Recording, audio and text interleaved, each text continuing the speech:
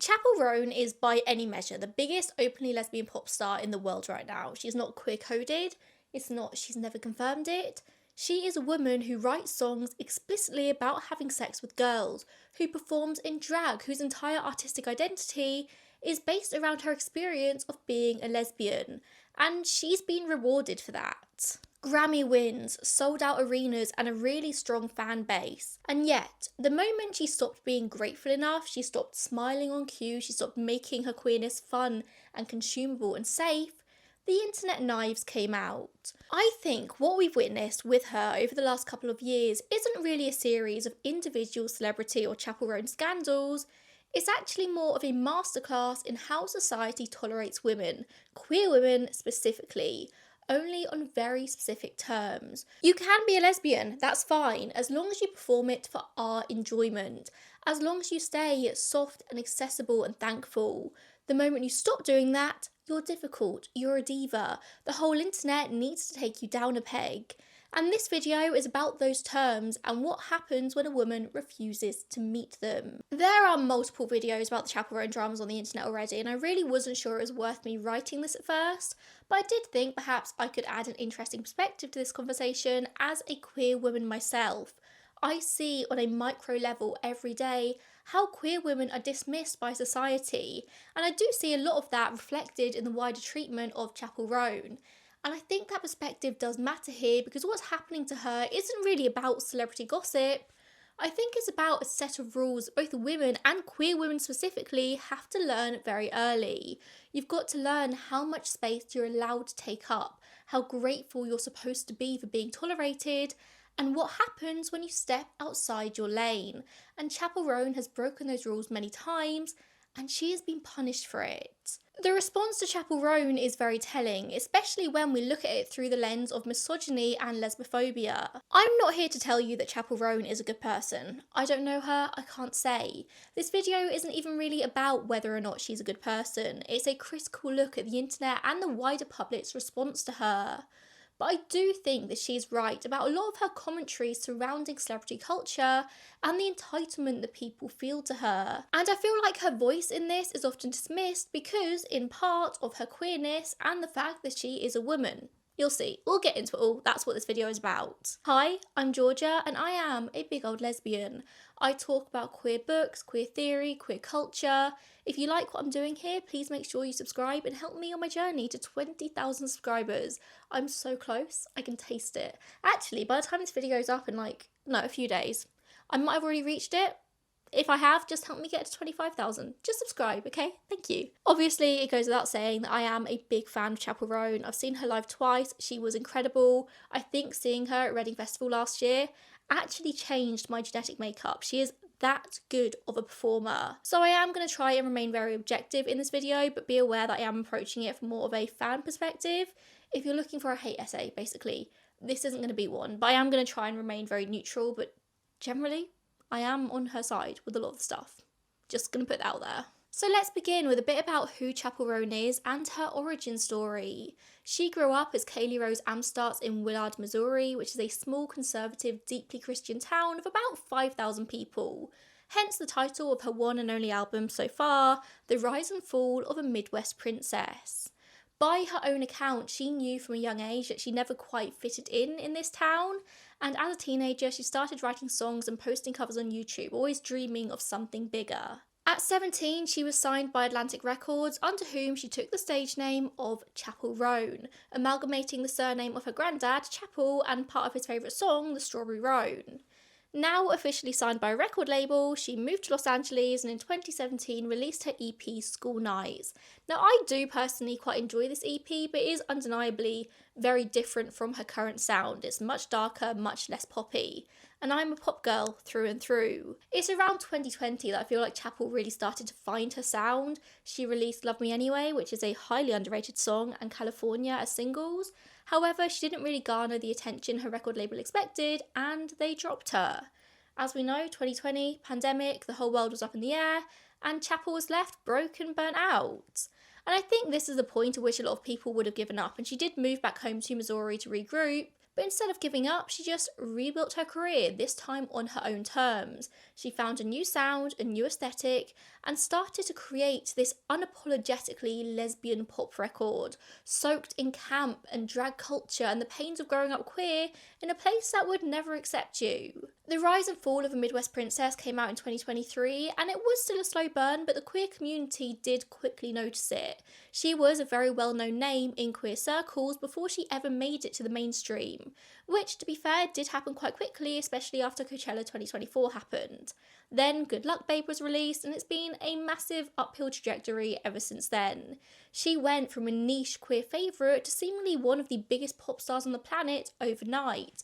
She won Best New Artist at the 2025 Grammys and was selling out arenas worldwide. It was, by any measure, the most impressive and speedy rise in recent pop history. The irony isn't lost on me that the song, or songs I suppose, that caused this meteoric rise are both unapologetically queer. Pink Pony Club being about trying to find your place as a queer person and defying family expectations. Good Luck Babe about compulsory heterosexuality. I do have a short about compare that I'll stick in here. It explains the concept quite well if you're new to it. Compulsory heterosexuality, or compet, comes from feminist writer Adrienne Rich. She argues that heterosexuality isn't always just an orientation, it's an expectation. Compet is basically the idea that straight is the script we're handed from birth, before we ever have a chance to question who it is we want. Straightness is something women are expected to perform, not to actually feel. Rich says that society treats straight as a default, not because everyone is straight, but because women are raised to see desire for men as natural and inevitable. You might not really like your boyfriend, you might not be attracted to him, he annoys you every time he opens his mouth, but that's normal because nobody likes their boyfriends, right? And often when women do express queer desire, it's written off as a phase or a rebellion, something you need to get out of your system before you settle down with a nice man. Compet tells women that of course they like men, they must like men, because there's no other storyline out there for them. When women are taught to like men by default, it keeps men at the centre of everything, which is exactly what the patriarchy wants. The amount of times I've had to explain to straight people that is what the song's about, like that is what you're singing about, is crazy. It is so obvious to me as a queer person that is the narrative of the song, but it just goes over people's heads all the time. The queer experience, like genuinely sometimes I feel like I live in a different world. It's wild. But this is all important to understand about Chappell's rise to fame and why it matters for the wider context of this video. Chappell didn't sand down her edges or damp down her queerness to get there. She broke the gay famous ceiling. So many queer pop stars are only ever gay famous. They're known in gay circles and they're very famous in those circles, but very unfamous outside of that. And Chappell incredibly breached that expectation. She arrived to this point of mega stardom by being exactly who she always was, loud, political, explicitly queer, and dressed in drag. For a moment, the world opened its arms. It was beautiful to see. So then why did they suddenly reject her as quickly as they embraced her? With that, let's talk about Chappell's controversies, because there have been several. And if you only read the headlines, you might think, okay, maybe there is something to this. Maybe she is a mean, difficult woman. She's a mean girl. Maybe the hate isn't without basis. And I do want to take that seriously. Like, I'm not here to tell you that Chappell Roan is perfect or above criticism.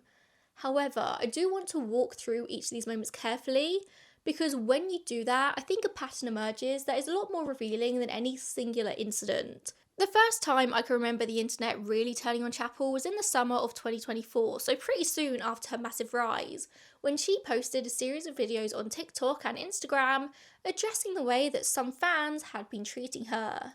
I need you to answer questions. Just answer my questions for a second. If you saw a random woman on the street, would you yell at her from the car window? Would you harass her in public? Would you go up to a random lady and say, "Can I get a photo with you?" And she's like, "No, what the fuck?" And then you get mad at this random lady?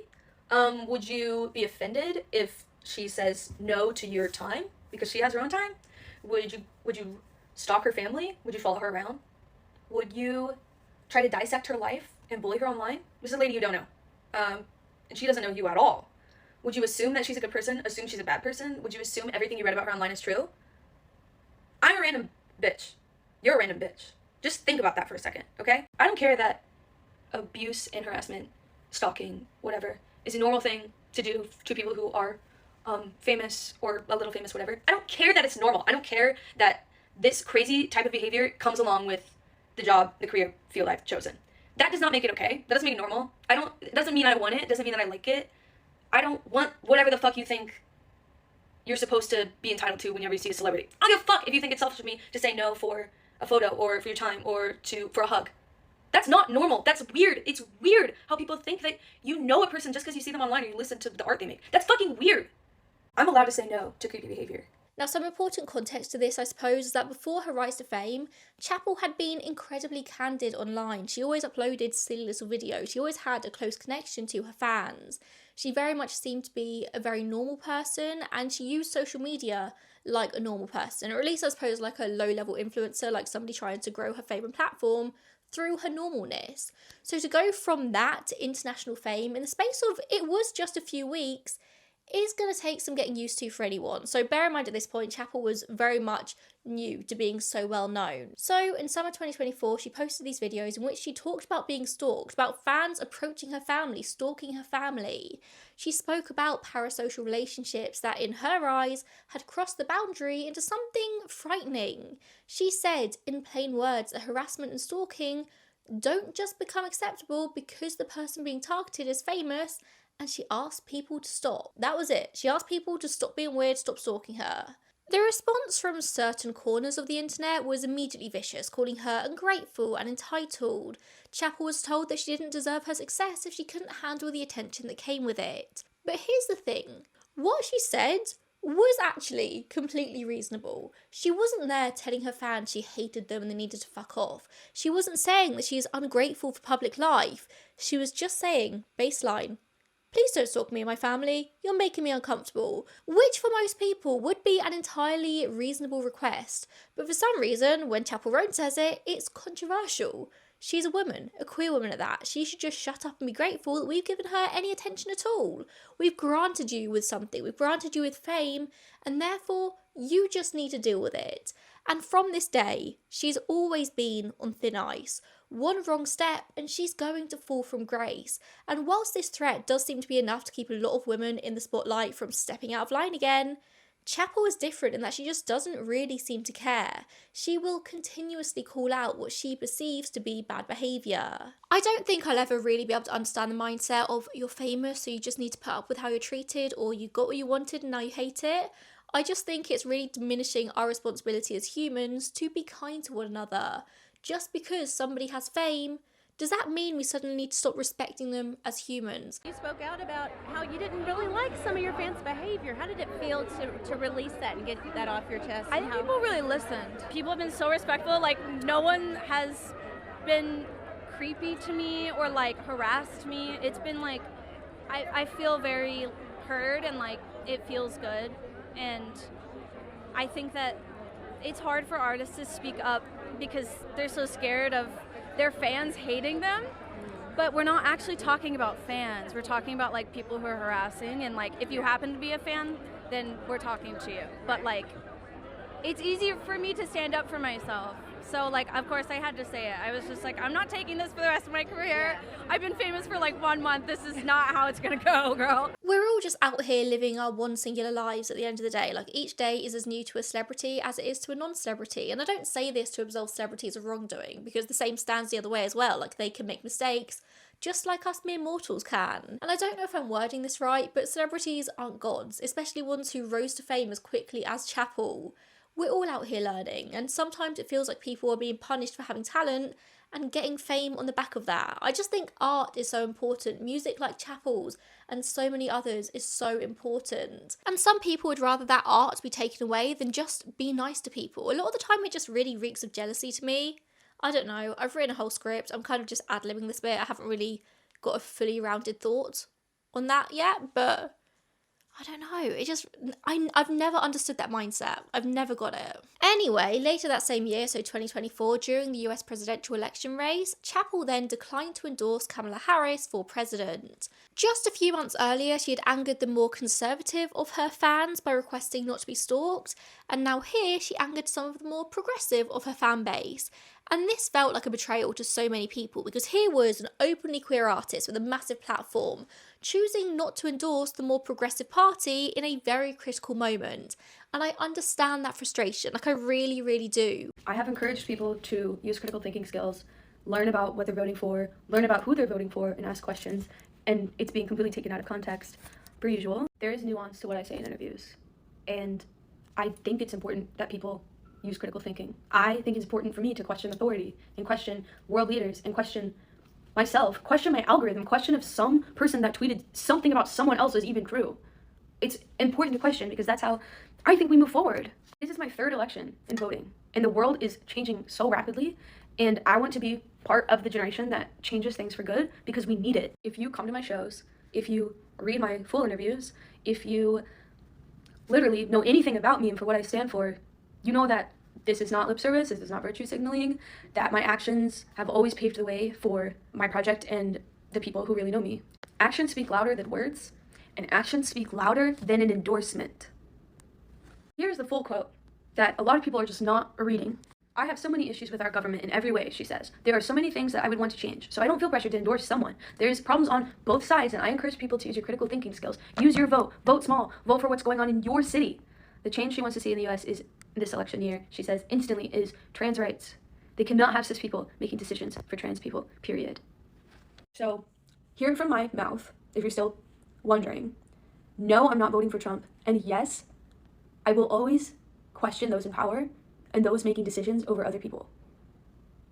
And I will stand up for what's right and what I believe in. And it's always at the forefront of my project. And I'm sorry that you fell for the clickbait. This is a woman who in June 2024 announced that she had turned down an invitation to perform at a White House Pride event because of US foreign policy. It was a protest from her. She said, in response to the White House who asked me to perform for Pride, we want liberty, justice and freedom for all. When you do that, that's when I'll come. She said this whilst dressed as a Statue of Liberty at the governor's ball. She went on to say, this means freedom in trans rights, it means freedom in women's rights, and it especially means freedom for all oppressed people in occupied territories. Chappell's also said fuck ICE on stage. She runs an advocacy group for trans rights. She left her PR agency immediately when the founder's ties to Jeffrey Epstein came to light. This is not a woman who is politically indifferent. She didn't call for people to not vote. She simply stated that she is not personally endorsing Kamala Harris thanks to the Democratic Party's failure of the Palestinian people and transgender people. This is obviously a very sensitive, very multi-layered topic. Do you, as a person with a platform, have to encourage for people to vote for the lesser of two evils? Kamala Harris, no matter her political stance, was always going to be a better, more left-leaning choice than Trump. What could have been? But I think what's very important to understand, what I think a lot of the world outside of the USA does understand, is that the Democratic Party, the Democrats in America, they're not leftist. By the standards of a lot of the rest of the world, they'd be considered centrist, maybe even centrist right. Centrist right? Central right. Whatever it is. And this is the point that I believe Chappell was making here. Should she just have to put that to one side for the only option aside from Trump? Maybe, but in doing so, she felt like she was setting aside her morals. Both parties, the Democrats and Republicans, have failed the Palestinian people, which was Chappell's largest gripe at this time. And a day or so after her original statement, she came out with another video. I just woke up, and to people just skewing it even more, endorsing and voting are completely different. I don't agree with a lot of what is going on with policies. Obviously, fuck the policies of the right, but also fuck some of the policies on the left. That's why I can't endorse.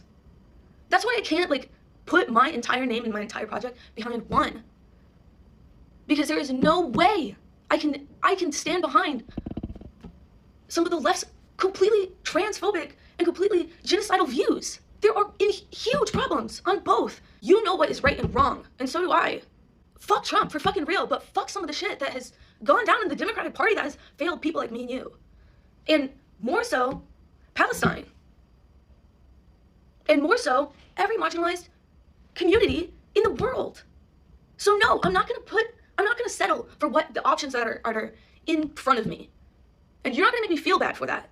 So yeah, I'm voting for fucking Kamala. But I'm not settling for what has been offered, because that's questionable. It's questionable that our actions of our government, the actions of the internet, the actions of you and me. If this is what you are not understanding, you know what? Endorsing someone, if someone is publicly endorsing a political figure, that doesn't even mean that they're gonna fucking vote for them. Because as I said in my other video, actions speak louder than words. All she really did was encourage people not to settle, to fight for political change. And perhaps I have more sympathy for this as somebody who wholeheartedly agrees with her political stance here. She has serious issues with both parties and therefore couldn't fully endorse Harris, whilst eventually stating that while she doesn't endorse her, she would be voting for her, which is the only option really in a two-party political system like in the USA. I don't think you should just settle for lesser of two evils though, because that's not fighting for real change. So this idea that Chappell is politically indifferent or even secretly conservative is really laughable, and it doesn't even hold up to the basic scrutiny. And again, it's worth asking how much of the fury behind this was about genuine political principle and how much of it was about a woman refusing to stay quiet about politics. Everyone is progressive and supports strong women until a woman is actually strong and refuses to put up with bullshit treatment. That's it. And then we have the VMA photographer from 2024. This is my personal favourite Chappell controversy. Whilst posing for red carpet photos at the 2024 VMAs, she found herself in a very heated exchange with a photographer after she missed her mark. He told her to shut the fuck up, to which Chappell decided to clap back. Something which is pretty much unheard of in Hollywood. I think in most social situations, a human would be expected to say something back when somebody is rude to them. Or if not expected, they wouldn't be judged for doing so. In most social situations, you expect to be treated with basic respect, something which, as this particular situation highlighted, isn't really the case on the red carpet. Chappell then turned around and shouted at the photographer, "You shut the fuck up, no, not me, bitch." I love it. I thought it was so iconic, I thought it was so funny.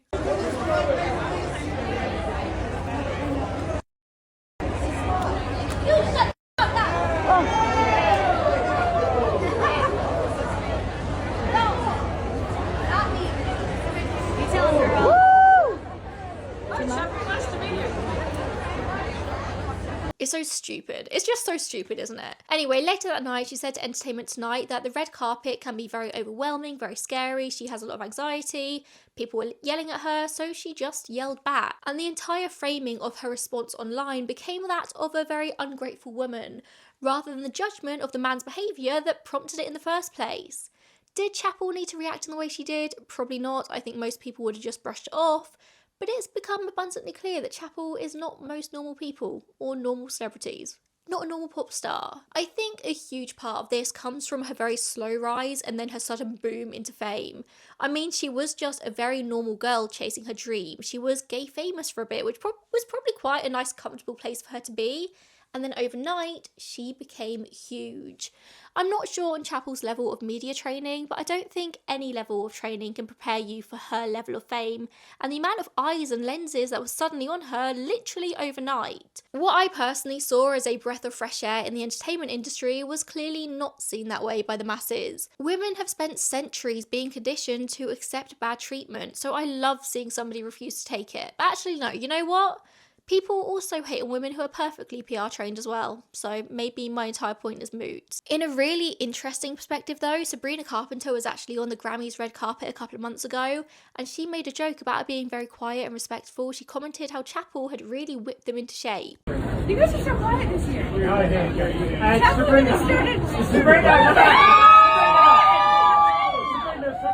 So Chappell's comments might have angered some people, but perhaps they worked. And Sabrina is not the only female celebrity to come forward saying that Chappell has been making some serious waves, some serious changes in the industry in the best way possible. And then moving on to 2026, there have been just a couple of incidents this year that have really angered people. In March, so just last month, Chappell was being hounded by paparazzi in Paris while she was trying to go out for dinner, which is par for the course for celebrities. I think it is expected that you'll be followed by paparazzi on occasion. But just because it's expected doesn't mean it's right. Everyone has a reasonable expectation to privacy, even celebrities. Disregarded as a human, this is what it's like. So I'm just trying to go to dinner, and I've asked these people several times to get away from me. Step to the side. Step to the side. This person I've asked several times to go away, and they will not. They're hiding their face because they're ashamed.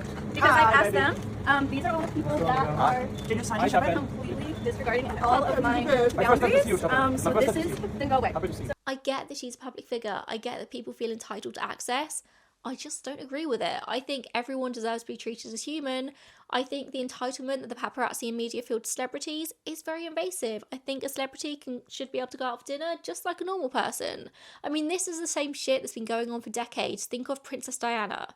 I'm not comparing Chappell Roan to Princess Diana, obviously, but Diana died because of the paparazzi, because their need for a photo was more important than her life. We've seen Britney Spears have public meltdowns because of the constant paparazzi pressure, only to have that then plastered all over the front pages. Caroline Flack killed herself because of what was being said about her online. It's female celebrity after female celebrity.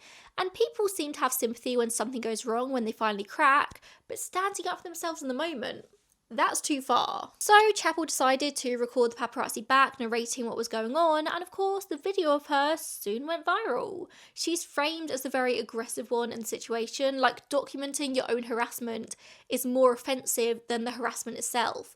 And yeah, she's taking a more aggressive approach than it seems anyone before has done, but it's sparking a conversation that I think needs to be had. And then we come on to the Brazil security guard incident of last month, which might actually be the most ridiculous situation, the most ridiculous thing I've ever heard. You've probably heard about it, everyone has. In late March 2026, a Brazilian footballer named Jorginho Frello posted an Instagram story claiming that his 11-year-old stepdaughter had been approached and reduced to tears by a member of Chappell's security team at a hotel in Brazil. Basically, his stepdaughter and wife were in Sao Paulo for Lollapalooza Brazil, and they were excited to see Chappell, coincidentally staying in the same hotel as her.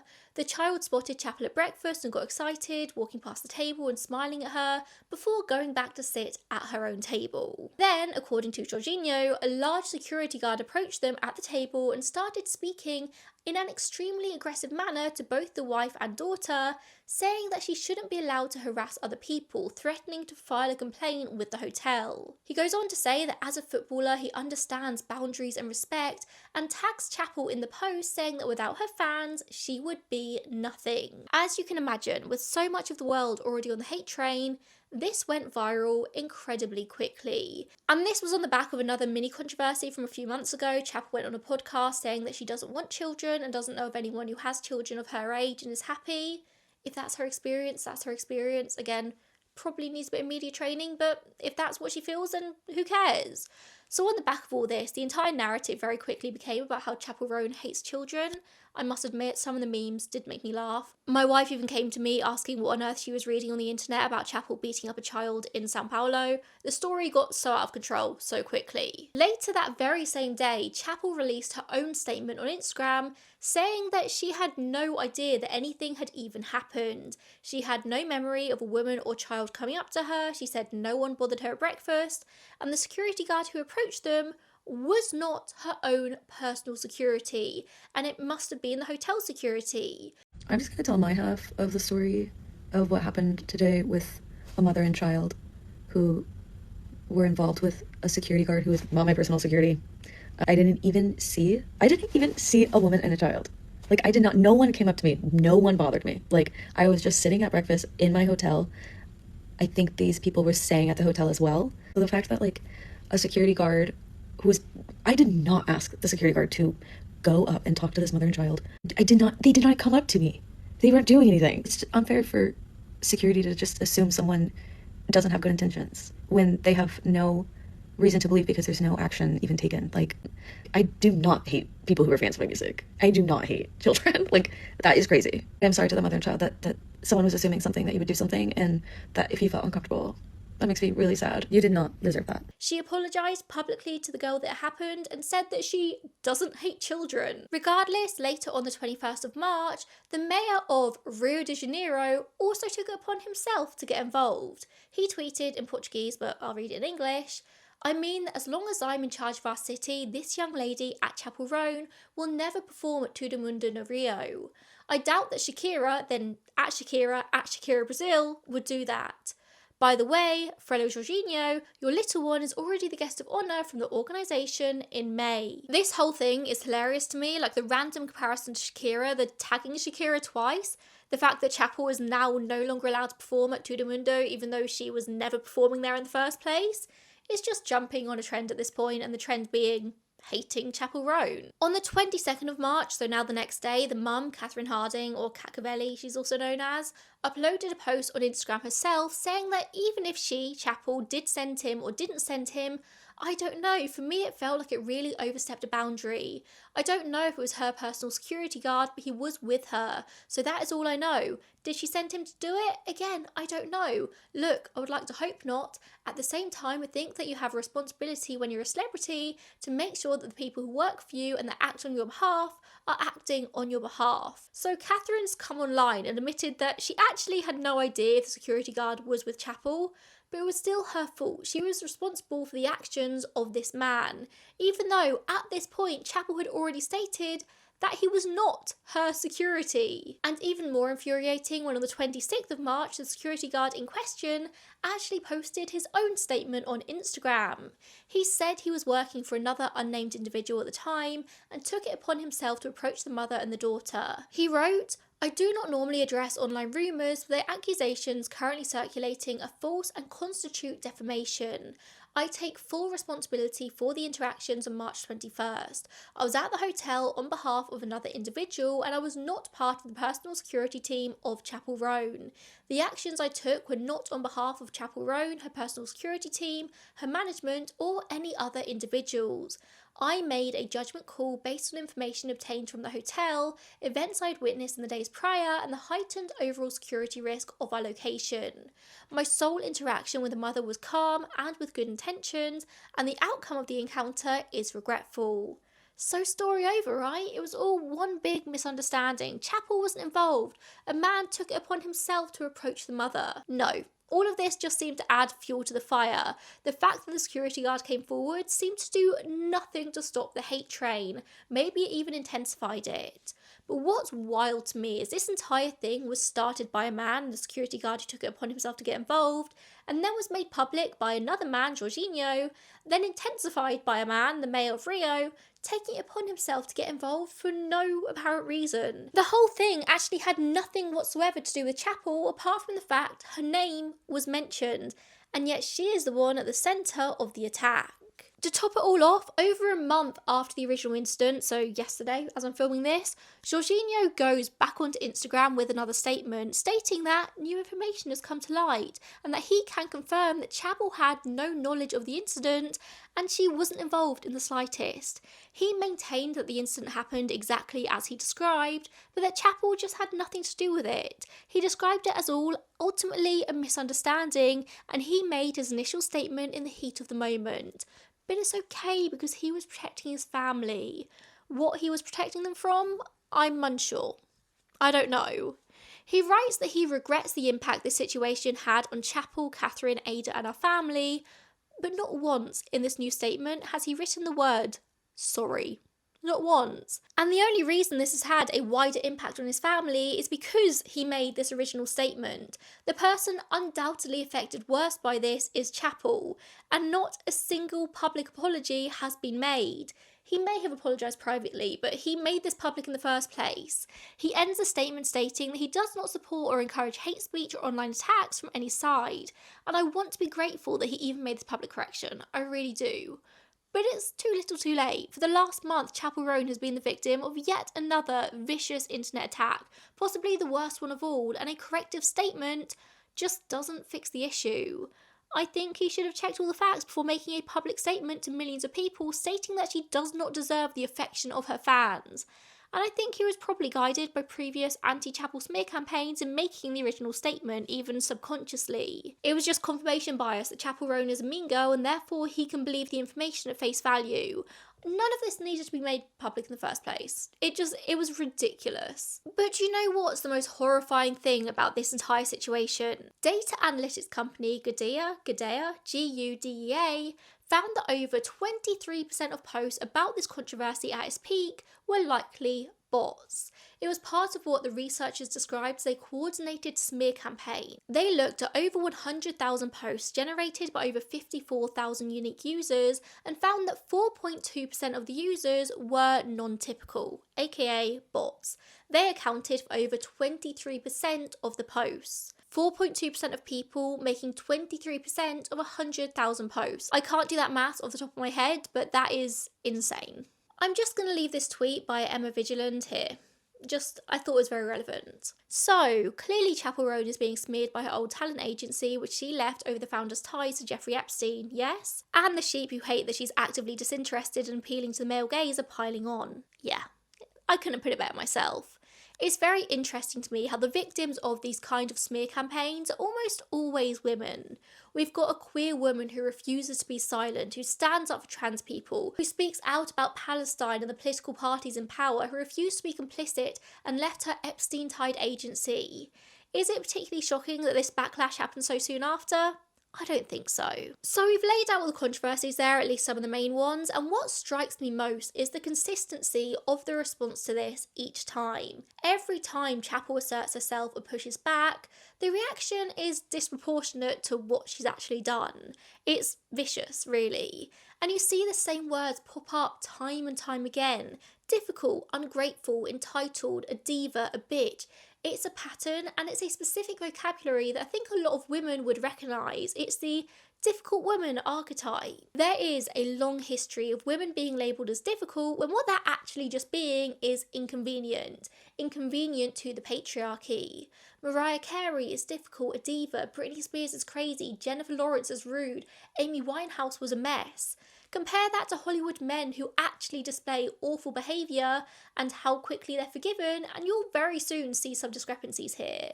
The pattern is so consistent and it's so well documented that we barely even need to argue it at this point, and yet here we are again with a new woman. What all these women have in common isn't actually difficult behaviour, it's that they've had the audacity to make their opinions known, to try and set boundaries. Celebrity culture has a very clear idea of a woman having to be grateful, available, quiet about whatever makes them uncomfortable, and they can't dare deviate.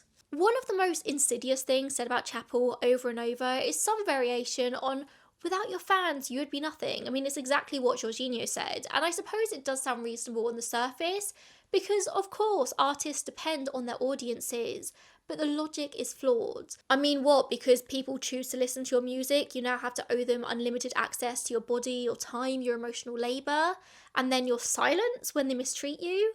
That's not a healthy fan relationship, it's parasocial, it's ownership. This kind of logic only seems to be applied to female artists. We don't tell male artists that they've forfeited their right to personal safety because people have bought their albums. Male artists are allowed to be difficult, they're just misunderstood geniuses, you see. Chappell is accused of being mean to a child that didn't even happen, and she's banned from ever playing in Rio again by the mayor. On the flip side, Kanye West has done countless unforgivable things in the past. Anti-Semitic comments calling slavery a choice, praising Hitler. He's apologised and blamed his bipolar disorder, sure, but he still said these things a woman would never come back from. And he was invited to headline Wireless Festival in London. The only reason that's now been cancelled is because the government rejected his visa. Chris Brown also easily tours the world with no great pushback, and we all know what he's been accused of. Men get away with literal murder.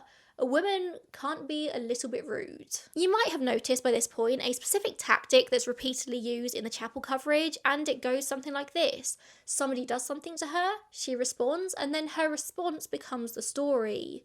The photographer at the VMAs was aggressive towards her, but the footage of her clapping back is what goes viral.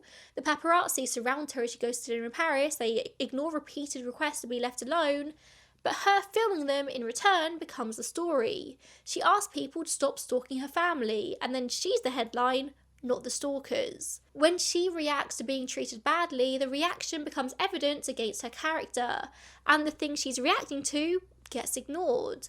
And so she's given the same impossible choice that so many women before her have also dealt with. You take it silently and you lose, or you respond and you also lose, just in a different way. There's no real version where she, as a woman, can win. And it ultimately all leads back to the oldest tool in the misogyny toolbox, irrationality.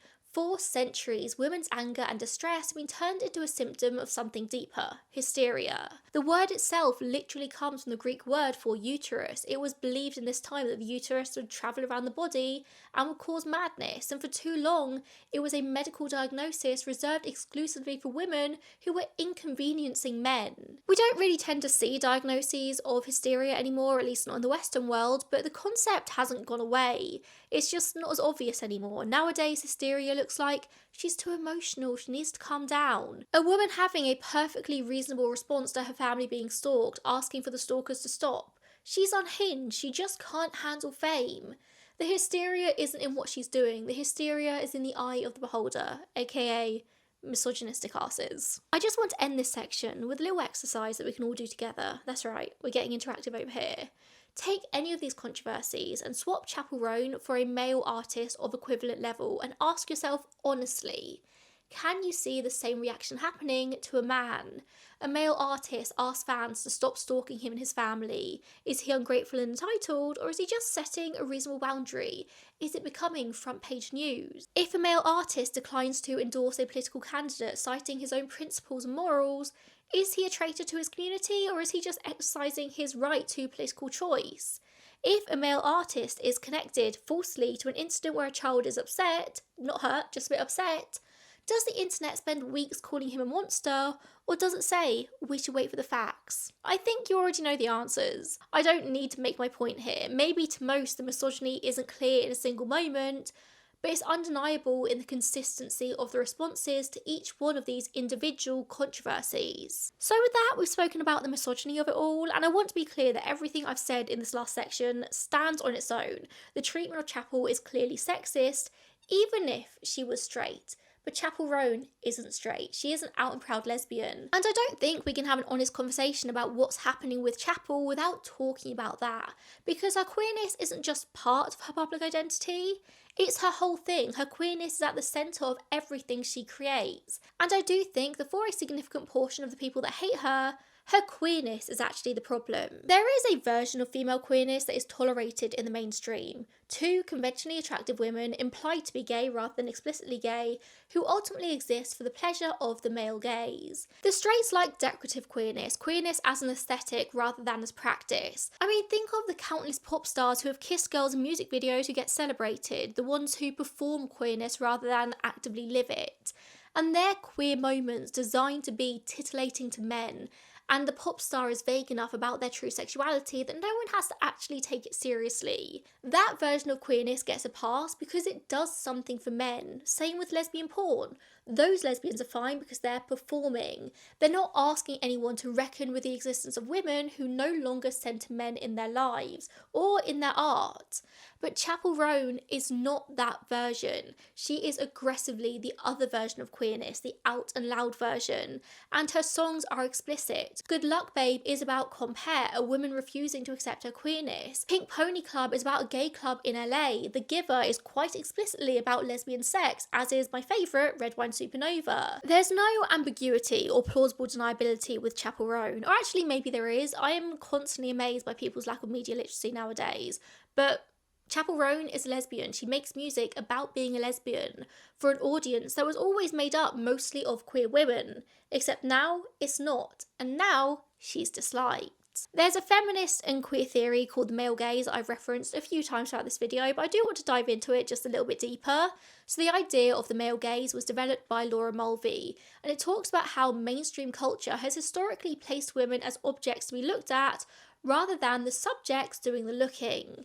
And that shapes not only how women are represented, but also how they're expected to behave in the media. And Chappell Roan completely disrupts this. She lives outside of the male gaze. She doesn't dress for men, she doesn't make music for men, she doesn't live to please men, and that makes people angry. It makes me think of her 2026 Grammys dress, you know, the Mugler one that she went viral for with the nipple rings. Iconic. She got so much hate for that. I loved it. Women's bodies are everywhere in pop music. They are used as marketing tools, but most of the time they're used in ways that are sexually attractive to men. They're an offering to straight male audiences. And as I'm saying all this, I am aware that it all sounds insane. Like I'm aware it sounds way deeper than it needs to be. And this isn't necessarily something at the forefront of people's minds, but it is how the system works. Women need to look desirable to men, and a lot of Chappell's clothing choices, especially the Mugler dress, isn't that. It's weird and theatrical and so fun. And that dress wasn't designed for the male gaze. She had nipples on display, sure, prosthetic nipples, but in a fun, artsy way, not designed for men to lust over, and the internet got so mad about it. She's disgusting, doesn't she have any respect for herself, etc, etc. Chappell wore that dress in a way that was clearly not meant to be sexually provocative, it was artistic.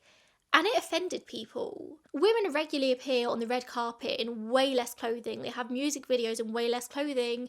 And that's generally okay. They don't get the same backlash that Chappell got, because when they're appealing to the male gaze, it's okay. Again, I've gone off script a little bit. I'm trying to think of a way to round this out. I don't have one. I'm going to move on. But anyway, I digressed a bit there. Chappell's whole visual identity is rooted in drag. Chappell is Kaylee's drag project. She explained to Teen Vogue in 2023 that Chappell is the outlet for Kaylee's fantasies, the fantasies of a queer girl who grew up in the kind of Christian conservatism that shapes a whole town. Drag as an art was born from subversion. It's an exaggerated version of femininity, and it has always made certain people deeply uncomfortable. As we probably all know, this discomfort has become more weaponized in recent years. We are living through a coordinated political attack on drag performers against trans people, against any expression of gender that doesn't conform to the binary. And Chappell kind of exists right in the centre of that backlash. She's a drag queen, she's a woman, she's a lesbian, she's outspoken. It makes her a target, not just for individual bigots, but also for the broader political powers who are determined to put queer expression back in a box. After all, people are a lot harder to control if they're allowed to express individuality and creativity. Right-wing politics wants people to conform, and Chappell is the antithesis of that.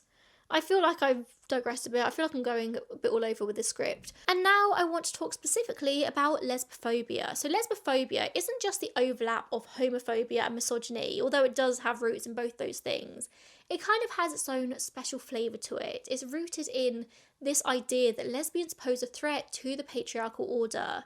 Simply to say, women who don't need men are viewed as dangerous. Again, they're harder to control. We're not talking about women being indifferent to men. We're not talking about women who find both men and women attractive. But we're talking about women who have oriented their entire emotional and romantic lives around women. And it produces so much hatred. And I do think it's something that the extent of which only becomes obvious when you are living that life. But I see it personally in the kinds of insults thrown at Chappell, the way her boundaries get framed as aggression, the way people are so uncomfortable with Chappell's aesthetic, which is so clearly female-coded that it leaves no room for men to lust after her.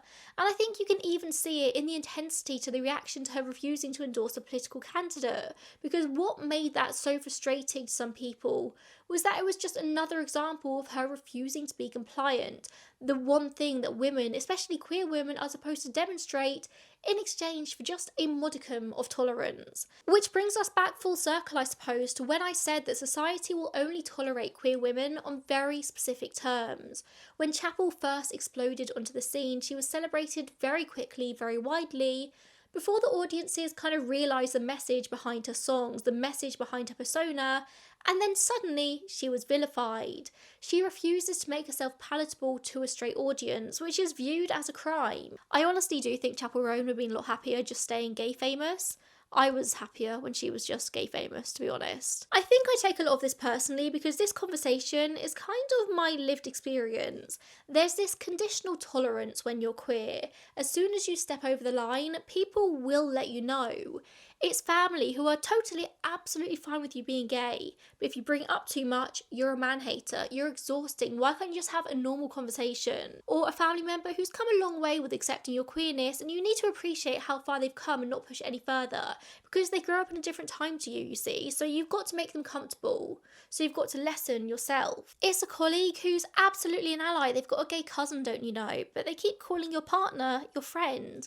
Or it's friends who accuse you of being too PDA with your same-sex partner, even though another one of the group is doing the exact same thing with their opposite-sex partner, and nobody has mentioned a thing about that. As queer women, queer people, we do have to learn early on that being accepted is conditional. They will accept us as long as we make our queerness palatable to them, and Chappell doesn't do that. I also refuse to do that. So we have misogyny and lesbophobia, and I also do want to add on the fact that Chappell has also been open about the fact that she has bipolar 2 disorder. I think it's important to note that it is possible that some of Chappell's responses to a number of situations she's been involved in may have been shaped by her diagnosis. She has said that her rapid rise to stardom and intense work schedule do trigger difficult symptoms at different points. She's managing hypomania and depression whilst maintaining all of this. She's also been very open about the fact that she has to set boundaries to protect her mental health. She can't always be switched on and up for meeting fan expectations whilst experiencing low episodes. Kanye West, as I mentioned earlier, also has bipolar disorder, and a lot of his behaviour is expected to be brushed off because of his diagnosis. It doesn't matter that he's displaying Nazi ideologies because he's clearly in a manic episode. But Chappell Roan asking for space and saying that she can't always meet fans at the level they might want?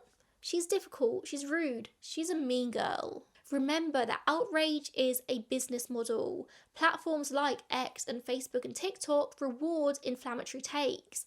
People are quite literally making money from hating on Chappell Roan for having their hot take shared and interacted with. And when it's not bots, so much of it is just bad faith criticism. My camera just died and it's many hours later, so everything changed. That's why. As I was about to say, there are legitimate criticisms that you can make of Chappell Roan, as there are of everyone. No one is perfect. I have no doubt that she has made countless mistakes, and this video isn't meant to be a massive defence campaign. I don't know her personally. I don't know, maybe she is a dick in real life. I don't know. It's more meant to be a look at how society and the internet treats queer women, or just women who allow themselves to have a voice. But the problem is that the legitimate criticism gets piled on to the smear campaign. I think there's a very important distinction between genuine criticism and bad faith criticism. If you decide you hate someone, as it seems a certain subsection of the internet has decided with Chappell, nothing they do is going to be seen in good faith. You're always going to assume the negative. And when you're looking through that lens, there will always be a next thing to be mad about. It's confirmation bias, isn't it? I think with things like this, the internet pile-on, it's worth to ask the question of whether the punishment fits the crime. Is this a genuine case of somebody doing something terrible, or are you just jumping on a bandwagon? Would you react to a man doing the same thing in the same way?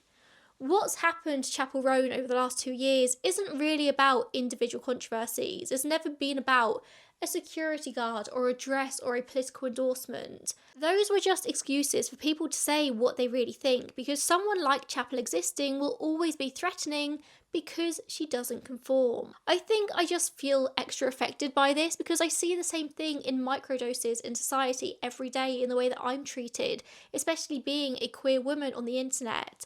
I have a tiny fraction, of the following that Chappell does, but I've seen the parallels in some of the comments I've also received over the years.